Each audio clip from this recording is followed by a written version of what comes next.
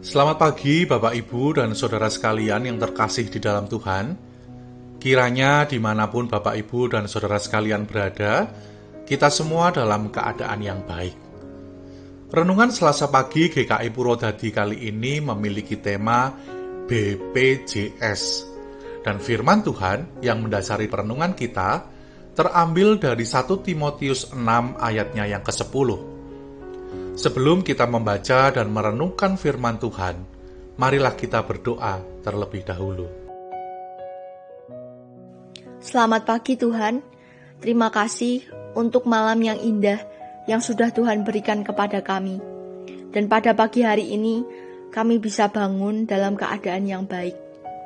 Tuhan, sebelum kami memulai segala aktivitas kami pada hari ini, kami ingin lebih dulu bertemu denganmu dan mencurahkan isi hati kami. Tuhan, pada pagi hari ini kami ingin berdoa untuk bangsa kami Indonesia yang saat ini sedang menghadapi banyak rintangan, menghadapi berbagai masalah politik dan juga terkhusus menghadapi pandemi COVID-19. Kiranya Tuhan menyertai para pemimpin dan juga pengurus bangsa ini dalam mengambil setiap keputusan. Tuhan, kami juga ingin berdoa untuk orang-orang yang sekarang mungkin sedang dalam keadaan sakit. Apapun penyakit yang mereka derita, kami percaya Tuhan yang mampu untuk menyembuhkan mereka.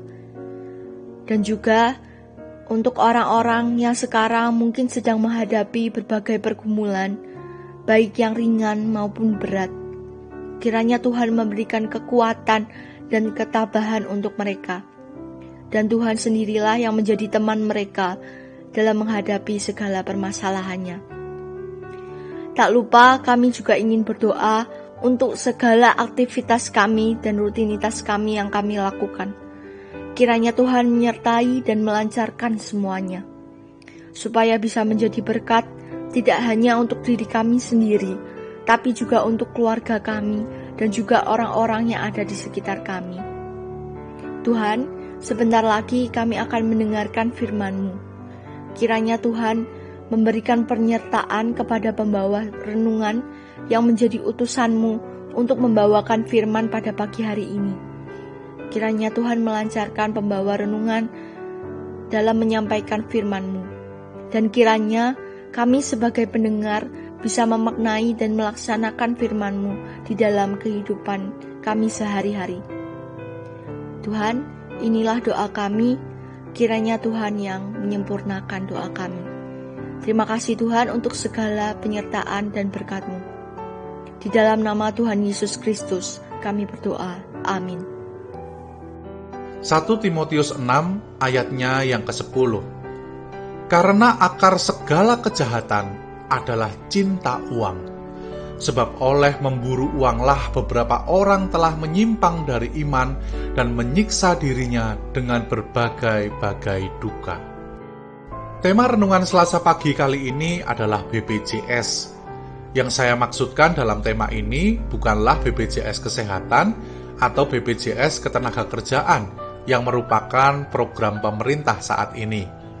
Tapi BPJS di sini merupakan sebuah akronim ataupun singkatan yang sering digunakan untuk mengkritik orang-orang yang dalam kehidupannya selalu mementingkan popularitas, penampilan yang menawan, mempunyai banyak hal yang dapat membuat orang lain berdecak kagum.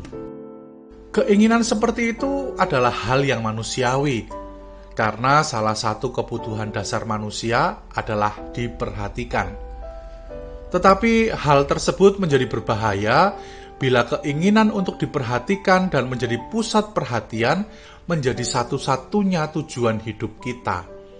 Apalagi jika tidak diimbangi dengan kepemilikan uang yang cukup. Sehingga membuat orang yang haus akan perhatian dan popularitas mengupayakan segala cara untuk mendapatkan uang dengan cara bekerja dengan cara yang tidak halal, berhutang, ataupun meminta-minta kepada orang lain. Tujuannya adalah mendapatkan uang sebanyak-banyaknya, agar dirinya dapat membeli segala sesuatu yang ia inginkan supaya menjadi pusat decak kagum orang lain. BPJS, budget pas-pasan, jiwa sosialita. Uangnya sedikit, tapi gayanya selangit. Orang yang menganut prinsip BPJS ini akan berupaya sedemikian rupa agar hidupnya terus-menerus mendapatkan uang yang banyak, supaya hasratnya dapat selalu terpenuhi. Terkadang mereka rela menyiksa diri, melakukan usaha-usaha yang membuat diri mereka tersiksa. Mereka rela menyimpang dari iman. Mereka rela juga meninggalkan Tuhan untuk mendapatkan uang.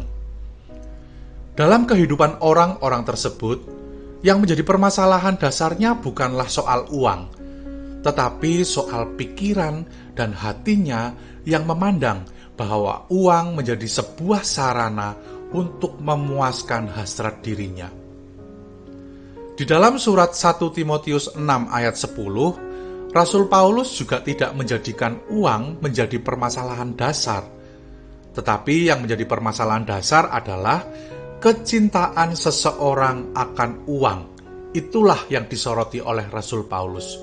Mengapa saat itu Rasul Paulus menasehati Timotius dalam pelayanannya, supaya Timotius tidak terjatuh pada sikap cinta uang.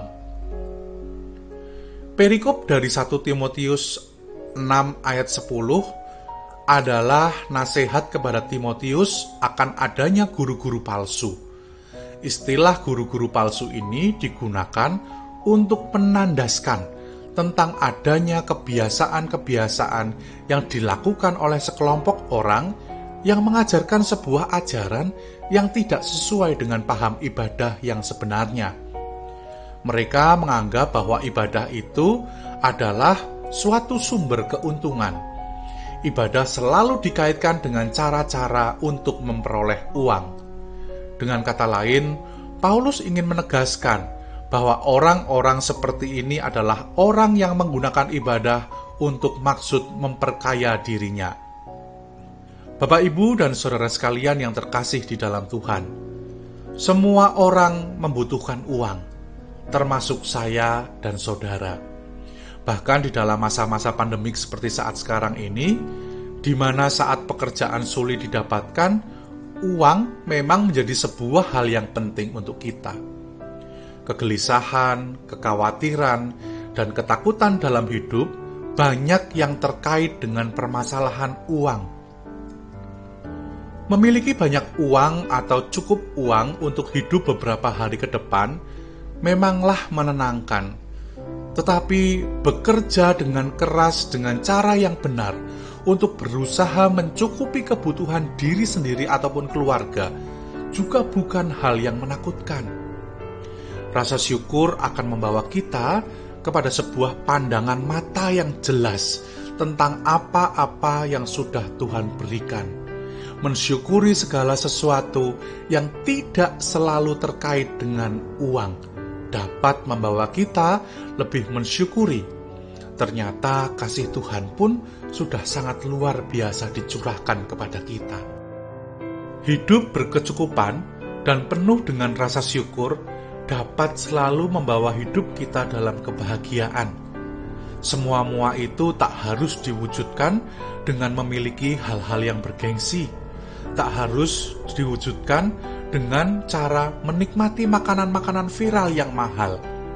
Hidup dengan berkecukupan dan penuh rasa syukur dapat menjauhkan kita dari pikiran dan hati yang sangat berambisi untuk mencintai uang. Demikianlah renungan Selasa pagi kali ini.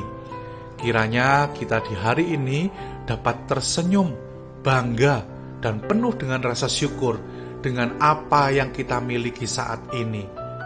Tidak perlu memandang bahwa rumput tetangga lebih hijau. Selamat pagi, selamat menjalani hari ini dengan penuh ungkapan syukur. Selamat berproses dengan Tuhan, salam sehat, jiwa, dan raga. Amin. Kiranya Tuhan Yesus memampukan kita semua.